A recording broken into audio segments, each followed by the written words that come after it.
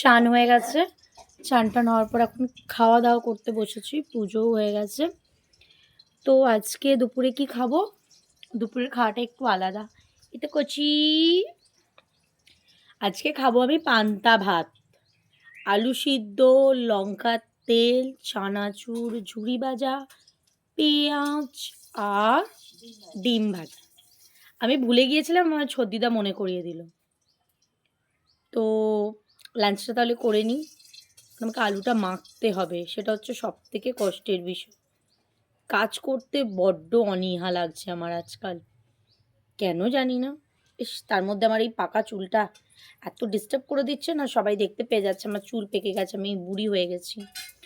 চুলটা পুরো পেতে আঁচড়েছে, এইখানেও একটা পাকা চুল, আর দেখানো যাবে না, বুড়ি হয়ে গেছি, অনেক চুল পেকে যাচ্ছে। ঠিক আছে, আমি তাহলে লাঞ্চটা করে নিই। Bye bye.